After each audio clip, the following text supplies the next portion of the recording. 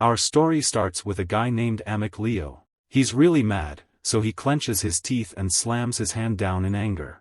Leo doesn't have a job, and today his whole team in the game got wiped out. The problem was, the game's system kept warning him about something he couldn't figure out. Leo got scared when he looked back and saw a huge monster with many hands staring at him.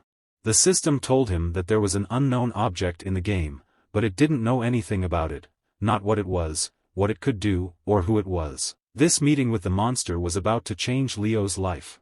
Paradise Heaven used to be a popular video game, but now, it's become a real-life MMORPG dungeon that's merged with the real world. Dungeons and scary creatures are showing up everywhere, and the people who survive these dangerous places are called players. 2 hours ago, in a place called the 9 Zone, a tough guy told Leo and the others to work harder if they wanted extra money. He ordered Leo, who wore glasses, to pick up the pace. Leo was tired and replied with a tired yes. One of the guys in the team wondered why they had Leo, who they thought was inexperienced and jobless.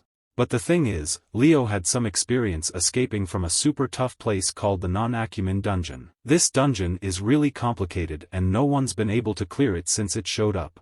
Leo couldn't clear it either, but he managed to escape and become a player. The problem is, Leo didn't get a job, which is a big deal in this world. So, he's been stuck working as a guide in the dungeon for years. The leader praised the team's hard work, and Luca, a guy with a B rank, told everyone to keep going. Luca asked about their current status, and Leo said things were going well. Leo explained that the area between Sori and the city center had weak monsters and lots of resources, so they could make money there. Luca smiled and suggested they go to the center area to clear the B rank dungeon all at once. This made Leo nervous because he didn't want to risk his life. But Luca was confident and wanted to lead the way. Leo told Luca to wait and tried to explain that Nonecumene was no ordinary B-rank dungeon. The info about the central area was only 10 years old, and it was impossible for them to clear it. He believed they should gather data about the monsters there first. Suddenly, a hand shot out and grabbed Leo's neck, surprising him. Luca told him to pay attention because they were there to clear the dungeon. He asked Leo to stay quiet and do his job. Leo got called a jobless underachiever and felt nervous and scared. Leo apologized to Luca, and Luca let go, but he said he was giving special treatment because Leo had experience escaping. They agreed to head for the central area, but Luca pointed his sword at Leo's face and asked if he had any hidden plans. Leo was afraid of what might happen to him if he didn't follow orders, so he reluctantly agreed to lead the way, even though he didn't like the situation. When they got to the destination, Luca asked if this was the central area. Leo called Luca an idiot in his head because he knew they were in a nest of monsters, and he was planning to escape during the chaos of the upcoming battle. But one of the players called out to Luca, and they saw a B-rank monster approaching. Luca used his powerful fire magic to take down the monsters, saying they were just B-ranked creatures. Leo was impressed by Luca's strength, and he wished he could be that powerful too. But then his detection ability reacted, and he felt a massive presence approaching. He warned Luca, but Luca got angry and didn't believe Leo. The ground started to crack, and they all fell below. Luca angrily grabbed his collar and called him useless, accusing him of leading them into a trap and even threatened to harm him. However, other players shouted for Luca to look at a monster approaching, diverting his attention.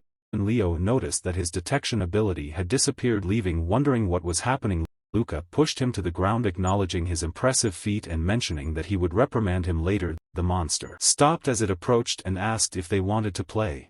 One of the players informed Luca that it seemed to be time for their mission, while another asked if it was a monster boss. The system presented them with their mission to eliminate the unidentified object within a set time limit and obtain the hidden treasure of the Uninhabitable Zone Anman. Once more Luca unleashed his powerful fire magic and confidently told the monster that he would reduce it to ashes. However, Leo was stunned to witness the monster suddenly vanish, leaving the other players to question if Luca had defeated it.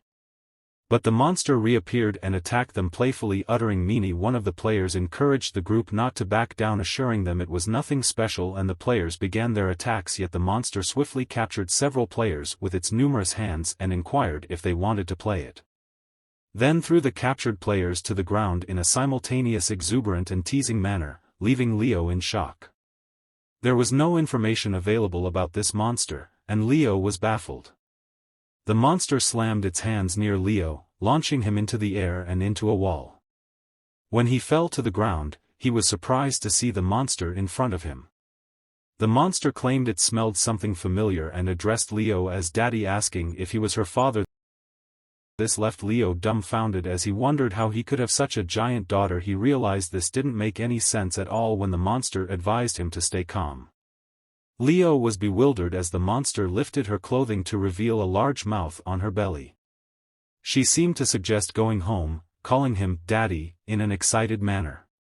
Leo couldn't comprehend how he had ended up in this situation as the monster grabbed him, laughing and demanding that they go home. He shouted for it to stop and listen to her daddy. However, it still tossed him inside its enormous mouth, causing him to wonder if this was how he would meet his end and believing it was the worst way to go. Then the sister congratulated him for unlocking his hidden job as a dread keeper similar to a zoo or aquarium worker.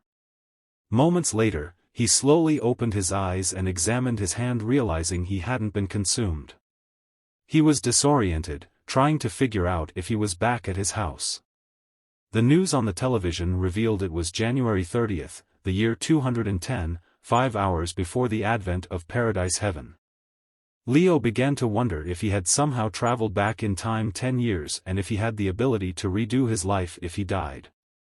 He excitedly cheered, believing his prayers had been answered and that his new life was beginning. He was too absorbed in his thoughts to notice something appearing behind him. Hands slowly emerged and the monster from earlier addressed him as Daddy, causing him to fall to the ground in shock. The monster mentioned that her tummy was empty, leaving Leo perplexed and anxious about what was happening. Suzuko stared hungrily at him, making him nervous. He feared he might be eaten again when she extended her hand, grabbed him, and licked him. She inquired about dinner and introduced herself as Suzuko, mentioning she was hungry.